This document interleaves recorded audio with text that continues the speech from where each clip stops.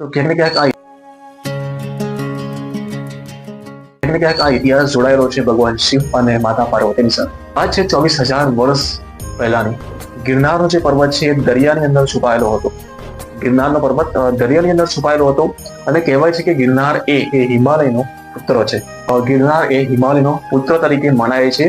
આથી માતા પાર્વતીનો ભાઈ પણ કદાચ ગિરનાર કહી શકીએ છીએ. માતા પાર્વતી અને ભગવાન શંકર જે લગ્ન સમારોહ હતો એ 20,000 વર્ષ પહેલા હિમાલયની અંદર યોજાયેલો હતો અને બહેનના લગ્નમાં જવા માટે ગિરનાર દરિયાની બહાર નીકળે છે, પાણીની બહાર નીકળે છે. હિમાલય જવા માટે જમીન ઉપર સ્થિર થઈ જાય છે. ગિરનારને હિમાલય જવા માટે કંઈ શક્ય હતું નહીં. એટલા માટે ત્રિપુરી પૂર્ણિમા પર માતા પાર્વતી અને ભગવાન શિવ પોતે ગિરનાર પર્વત પર આવે છે. ગિરનાર પર્વતની પાસે આવે છે.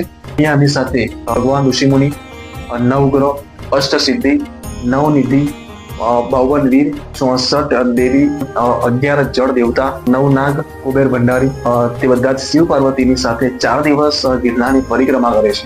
અને તે સમય દરમિયાન બધા જ દેવી દેવતાઓ શિવ પાર્વતીની સાથે 4 દિવસ સુધી ગિરનાર પર રહ્યા. દેવી દેવતાઓ અને ભગવાન શિવ પાર્વતી જે ગિરનાર પર એકાદશી થી પૂર્ણિમા, કાર્તિક પૂર્ણિમા સુધી અહીંયા રોકાયા હતા. ગિરનારના જંગલોની અંદર રોકાયા હતા. ઇતિહાસ આ કહે છે કે લીલી પરિક્રમા આના લીધે કરવામાં આવી રહી છે અત્યારે પણ.